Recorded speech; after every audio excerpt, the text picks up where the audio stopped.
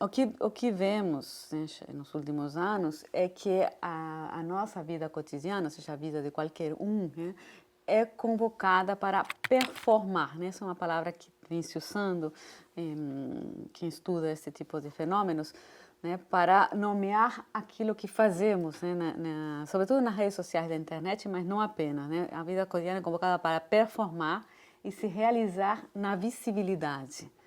Cada vez mais aprendemos a viver na visibilidade, a mostrar aspectos de nossa vida que antes não se mostravam, e esses aspectos são cada vez mais, ou seja, há um ideal de transparência que vai se ampliando, né, muito rapidamente. Nos últimos anos tem se ampliado cada vez mais aquilo que se pode mostrar e que se considera que se deveria mostrar, e também aquilo que se pode dizer ou que se pensa que se deveria dizer. Então, isso continua se ampliando, né? Estamos ainda nesse processo crescente, né, de performatização da vida cotidiana, né, de viver em cenas, não, se realizar em cena. Então, esse é um aspecto muito importante de nossa compatibilidade com as tecnologias digitais e com os modos de vida que elas supõem, propõem e estimulam, né? Somos estimulados a mostrar cada vez mais quem somos, né? E um modo também de entender isto que as tecnologias supõem, propõem e estimulam é pensando na câmera, né? Na câmera que está inserida, né, nos computadores e nos celulares. Algum tempo atrás, não muito tempo atrás, provavelmente na passagem do século XX para o XXI, começaram a ser usados aplicativos, né, programas que permitiam falar com outras pessoas pela internet, como por exemplo Skype, né, para ter uma conversa como se fosse telefônica, porém com a imagem. E o que se começou a fazer? Começamos a comprar aquelas, quem usava esse dispositivo para falar com alguém que morava longe, né? Não se fazia isso com alguém que morava perto, era somente para alguém que morava, que não se podia encontrar pessoalmente. Comprávamos a webcams, que chamavam, né, que se colocavam no computador de mesa, que é aquele móvel, né, o dinossauro dos computadores, e se conectava essa câmera quando a gente queria usá-la. E depois se conectava e se guardava na gaveta. Porque os computadores, aqueles de mesa, não tinham câmera incorporada, né? A câmera não se usava no computador, não fazia parte do computador. E, além disso, o computador era um bem quase público na família, né? Estava, às vezes, na sala, né? E era usado por todos os membros da família, não era um individual, de uso individual.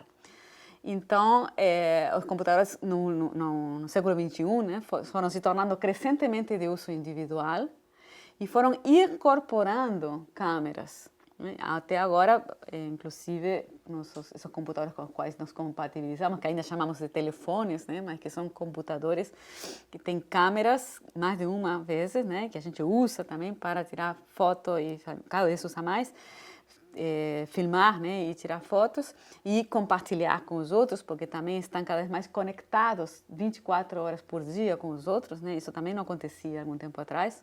Os computadores não estavam ligados à internet o tempo todo. Para poder usar a internet, a gente tinha que desligar o telefone fixo da família toda, deixar todo mundo sem telefone e usar rapidinho a internet e depois voltar a conectar o telefone fixo, né? Aquele modem que fazia aquele barulhinho, né? Os mais velhos devem lembrar. Então, para entender isso, que as tecnologias em geral e particularmente os dispositivos móveis de comunicação e informação de uso individual e com câmera e acesso a redes em todo momento, em qualquer lugar, elas supõem, propõem e estimulam certos usos. Por exemplo, isso a gente vê às vezes as pessoas mais idosas que demoraram mais a se compatibilizar com esse tipo de artefatos, né? Talvez compraram um celular, acabaram, né, ganhando o celular, smartphone e tal dos filhos ou dos netos e começam a usar. Mas não usam, por exemplo, a câmera. Recebem fotos, né, dos outros, mas não usam. Aí, de repente, começa a usar. Aprende a usar e tal. Aí, porque a câmera está lá, né? Então, faz uma. E depois já usa. E, então, o próprio aparelho supõe que vai ser usado assim, propõe que seja usado assim e estimula que se use assim, né? E esse modo de usar esses aparelhos é um modo de viver, né? Porque são modos de se relacionar com os outros, né? Consigo, com os outros e com o mundo, modos de viver. Então, quais são esses modos de viver estimulados, né? Supostos propostos estimulados por esses aparelhos? Eu dei o exemplo da câmera não por acaso, né? Porque dos aspectos, né, que são estimulados, né, na nossa crescente compatibilidade com esses dispositivos é viver de modo visíveis e conectados, né? Cada vez mais isso realmente está se intensificando ainda, né? Pensa na tecnologia Wi-Fi, né? Também não existia há 20 anos, né? A gente não tinha rede em toda parte, né? Agora também não é que tem em toda parte, mas a gente supõe que vai ter, né? E os aparelhos, inclusive, quando não tem um modem por perto, né, tem sua tecnologia própria, né, para uso nos momentos em que não temos Wi-Fi. Então, assim, na rua temos conexão, né? Isso não tinha algum tempo atrás. Na praia, a gente vai de férias e tem conexão. Antes, quando você ia de férias, não tinha conexão nas férias, né? Tinha separação entre dia e noite, né? Dia de trabalho, não dia de trabalho. Então, assim, aprendemos a viver visíveis e conectados em todo momento, em qualquer lugar. Isso é um fenômeno muito recente e muitíssimo significativo. Nenhuma outra cultura passou por isso, né? E a gente aprendeu muito rápido a viver assim. Alguns mais, outros menos, né? Mas não temos cursos sobre isso, né? A gente foi aprendendo. Alguns se adaptaram mais, outros menos, mas foi muitíssimo pouco tempo. É impressionante como nos compatibilizamos com não apenas os aparelhos, mas com esse modo de viver, que é inédito, né? Nenhuma outra cultura viveu assim e, inclusive, nós mesmos, no século passado, né, também não vivíamos assim, visíveis e conectados em todo momento, em qualquer lugar. E isso tem imensas implicações de todo tipo, né? Então, é mais um indício, né, dessa transformação de modos de viver que vem junto com as tecnologias, né? Do modo moderno e analógico para o modo contemporâneo. Agora, muitas vezes se diz que a gente está vivendo assim por causa das tecnologias, né? É porque temos celulares e internet que a gente está vivendo assim, visíveis e conectados em qualquer lugar, em todo momento. Mas eu estou fazendo um esforço aqui para mostrar que não é bem assim, porque esses aparelhos, boa parte deles, são muito mais recentes do que o fenômeno. Então, eles próprios são fruto do fenômeno. Por isso que citei o exemplo do computador sem câmera, por exemplo, né? Que a gente comprava câmeras, aí depois criamos computador com câmera, porque a necessidade já estava lá.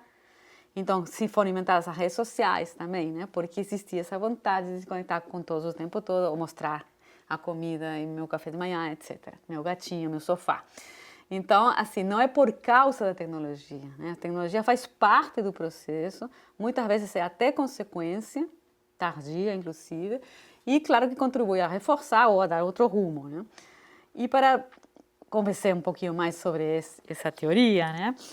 Temos aqui, por exemplo, um autor, Guy Debord, autor da Sociedade de Espetáculo, que é tanto um livro como um filme, do ano 67, faz mais de meio século, né? E ele vislumbrou esta transformação que estamos vivendo agora, né? Na sociedade moderna, né? Ele vislumbrou o surgimento de um novo tipo de organização social, a crise da sociedade moderna, né? E essa nova era, né, seria articulada em função das aparências e das imagens, né? Daí a ideia de sociedade do espetáculo. Ele pensava na televisão, na publicidade particularmente, e no cinema comercial, né? E nessa relação com o consumo, né? Essas mídias audiovisuais com uma relação direta com o consumo, por isso a publicidade, né, tão importante nesse quadro. Então ele estava vendo uma transformação do capitalismo, inclusive, né, do próprio capitalismo, se espetacularizando. Bom, isso foi no ano 67, né? Só para dar um exemplo de uma das definições que ele dá do espetáculo. Ele diz que o espetáculo não é um conjunto de imagens, mas uma relação social entre pessoas mediada por imagens. Isso no ano 67, né? É isso que ele chama sociedade de espetáculo. Relações sociais mediadas por imagens. Claro que a gente lê essa frase hoje e pensa quase que imediatamente, né, nas redes sociais da internet. Né? Relações sociais mediadas por imagens, ou seja, praticamente o único tipo de relação social que a gente tem agora, né? Ainda mais pós-pandemia ou durante a pandemia. Mas, mesmo antes da pandemia, provavelmente também depois da pandemia, se generalizou, né? Esse modo de nos relacionar. Boa parte da nossa vida social passa pelas telas interconectadas.